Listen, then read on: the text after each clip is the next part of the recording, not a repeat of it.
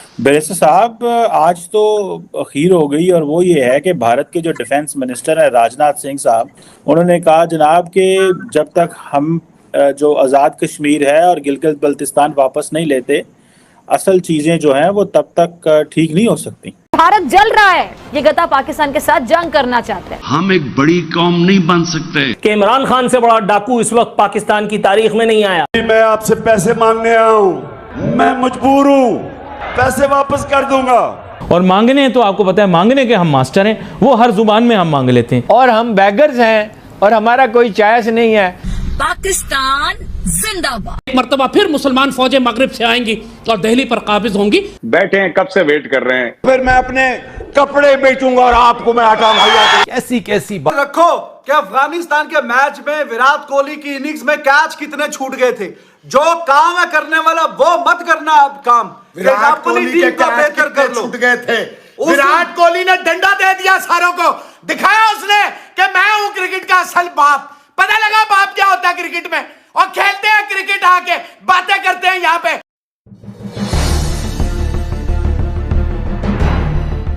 तो एक दफा मुझे याद है, मैं उतरा एक दफा एयरपोर्ट पे, तो औरत ने कहा ऑटोग्राफ चाहिए, तो उसने अपना बटुआ खोला ऑटोग्राफ बुक के लिए, तो उसने ऐसे करके देख रही थी बीच में, तो कोई 1000 रुपए का नोट ऐसे उसने पकड़ा देखने के लिए। मुझे इतनी प्रैक्टिस हुई थी, मैंने एकदम 1000 रुपया पकड़ लिया उसने। बाद में बड़ी शर्म आई मुझे। ये हैं जी इस मुल्क के हुक्मरान, ये हैं फैसला साज, ये हैं इस मुल्क की तकदीर के मालिक। इस तरह की हरकतें पाकिस्तानियों का इमेज भी बहुत ख़राब करती हैं और उनको ये अंदाज़ा भी हो जाता है कि इनको इंटरनेशनल बिजनेस को पता वता नहीं है, इन्वेस्टमेंट ये ऐसे ही मांगने आ गए। और मांगने हैं तो आपको पता है मांगने के हम मास्टर हैं, वो हर जुबान में हम मांग लेते हैं। आप हमें बगैर जुबान ना भी बताएं तो भी हम मांग के दिखाएंगे आपको। आप पैसे भी मांगते हो, आप सारा कुछ करते हो, फ्रॉडियत तरीन हो, और हिस्ट्री है 75 साल की इन्हीं कारनामों की। जब हम देखते हैं हमारे लीडर भी मांग रहे हैं, हमारा फॉरेन मिनिस्टर भी मांग रहा है, हमारा वजीर आजम भी मांग रहा है, हमारा सदर भी मांग रहे हैं, आर्मी चीफ भी कॉलिंग कर रहे हैं, तो अवाम का क्या मोरल रह जाता है? कभी हरे पासपोर्ट की कभी इज्जत नहीं होगी। 22 करोड़ लोग ऐसे दुनिया भर देखेगी जैसे हम बेकारी हैं। इसलिए हम एक बड़ी मिस्टीरियस किस्म की कौम बन चुके हैं जो दुनिया की समझ में नहीं आते। हम मीडिया के जरिए जाहिर करते हैं कि हम बड़े हॉस्पिटेबल हैं और हम मुफ्त खाने खिलाते हैं। एक टाइम पे शुगर में ये बात की जाती थी कि इंडियंस वो कौम है जिनको अल्लाह ताला ने इसलिए बनाया कि ताकि हम उन पे हंस सकें, वो इस तरह के लोग थे। और आज आप देखें, रियलिटी एक्सेप्ट करना बहुत बड़ी बात होती है। आप इस चीज को एक्सेप्ट करेंगे कि आज वो हम पे हंस रहे हैं। देखें जी, बिल्कुल ऐसी है, बिल्कुल ऐसी है, वो बिल्कुल ऐसी है। लोगों को ये बातें बुरी लगती हैं, लेकिन हकीकत है। मैं चुप कर जाऊंगा, ये चुप कर जाएंगे, तो हकीकत बदल तो नहीं जाएगी। बिल्कुल जी, वो यही बात करते हैं, वो कहते हैं कि यार ये लोग हमसे बातें करते हैं, हमारा 1 रुपया जो ना वो इनका 2 रुपए हैं या 3 रुपए हैं। So now your comparison is towards Afghanistan. आपको भारत जो है वो तकरीबन 100 साल का गैप दे गया। पहले मैं 50 साल समझता था, अब जब वो स्पेस में अपने सैटेलाइट भेज रहे हैं, जब अपना शिप कैरियर खुद उन्होंने बना के किया है, अब वो लोगों को कर्जे भी देते हैं, लोगों को एड भी देते हैं। आप मांगने जाते हैं, वो देने जाते हैं। क्या हम मुसलसल कर्जों के नीचे हैं? कर्जा लेते हैं, कर्जा उतारते हैं, सूद फिर हमारे ऊपर, कर्जा लिया कर्जा उतारा।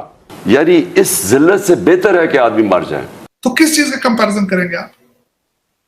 आपने शलवार कमीज का कंपैरिजन करना है, लेकिन किस चीज का कंपैरिजन? अब मुझे को देखे को बताए ना बंदा ये कि फलां चीज का कंपैरिजन हम करेंगे। किसी भी फील्ड की बात कीजिए, देखें वो आगे निकल चुके हैं। और ये मैं नहीं कह रहा, ये इंटरनेशनल जो अदारे हैं उनकी रिपोर्ट्स हैं। IMF की रिपोर्ट है कि हम जो से हैं बहुत सी चीज़ों में, बल्कि इंडिया वालों की अगर बात की जाए वो इंफ्रास्ट्रक्चर में, एजुकेशन में, हेल्थ में, IT में हमारे से आगे हैं। और कंपैरिजन देखें किस खूबसूरती के साथ बेवकूफ बनाते हैं।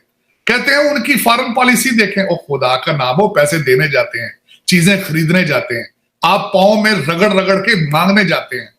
एक कस्टमर का और मांगने वाले का कंपैरिजन नहीं किया जा सकता। मैं इसलिए कह रहा हूं कि मांगने वाले की दुनिया में कोई इज्जत नहीं है। और हम बैगर्स हैं और हमारा कोई चॉइस नहीं है। देखिए जी, शहबाज शरीफ को जितना मर्जी क्रिटिसाइज करें, लेकिन उसकी बात बिल्कुल ठीक थी कि beggars can not B choosers. ये कौम IMF के लोन पे पलती है। ये इधर तक तो ठीक है कि beggar can not be chooser, ये वाली बात तो ठीक है, लेकिन वो आगे जब IMF के लोन पे पलेंगे, ठीक है, तो इनको जो ना सारी बातें उनकी माननी पड़ेंगी। ठीक है। भारत के जो डिफेंस मिनिस्टर है राजनाथ सिंह साहब, उन्होंने कहा जनाब कि जब तक हम जो आज़ाद कश्मीर है और गिलगित बल्तिस्तान वापस नहीं लेते, असल चीज़ें जो हैं वो तब तक ठीक नहीं हो सकती। और हमें वो वापस लेना है। क्योंकि इंडिया के डिफेंस मिनिस्टर राजनाथ सिंह ने एक पैगाम दिया है, एक मैसेज है जिसको कहा जा रहा है कि ये पाकिस्तान के लिए एक बहुत ही स्ट्रॉन्ग मैसेज है। और उस मैसेज में, उस स्टेटमेंट में जो उन्होंने बात की है, वो बात की है पाकिस्तान के कुछ इलाकों के बारे में, जिसमें गिलगित बल्तिस्तान। उन्होंने कहा कि हम तब तक आराम से नहीं बैठेंगे जब तक गिलगित बल्तिस्तान और कश्मीर जो पाकिस्तान के पास है उसको लेना। जो ये इस वक्त उन्होंने बात की है, तो ये बहुत अलार्मिंग बात है। नहीं रखेंगे तो फिर मैं अपने कपड़े बेचूंगा और आपको मैं आटा मुहैया करूंगा। कोई बंदा इस मुल्क को वापस ट्रैक पे नहीं ला सकता, पीरियड। कि पाकिस्तान को जिधर ये लेके जा रहे हैं, अब मुझे खौफ है कि ये उस तरफ जा रहा है जिधर श्रीलंका पहुंच गया है। पाकिस्तान में वो कहते हैं, पाकिस्तान में अगर अमन होगा, खुशहाली होगी, सुकून होगा, ये फिर चीन की गोद में जाके बैठ जाएंगे। तो बेहतर यही है कि जहां अमन, खुशहाली और जीत ना हो।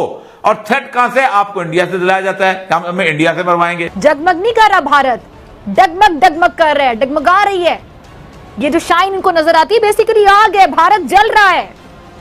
यानी ये लोग अपने मुल्क को अपने हाथों से तबाह कर रहे हैं, बल्कि तबाह कर चुके हैं।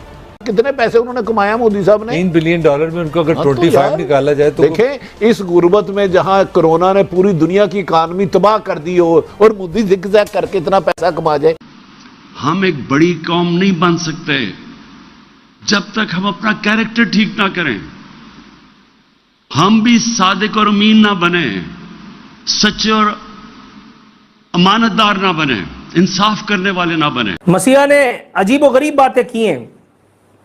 अपनी न जाने कौन सी कारकर्दगी की बात कर रहे थे। रात 12 बजे के बाद जो कारकर्दगी होती है, यानी नींद में ख्वाब देखने की, अगर उस हिसाब से बात किया जाए तो आपने मंजूर वसान का भी रिकॉर्ड तोड़ दिया है। नजर आया आपकी क्रिकेट कहां है? Where we stand and where other. और कोई कह रहा है फिक्र ना करें, इंडिया आपको बचाए। इंडिया ये करेगा, 30 तारीख को अफ्रीका को हराएगा।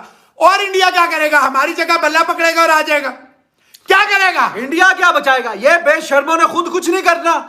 इंडिया इनको कैसे बचाएगा?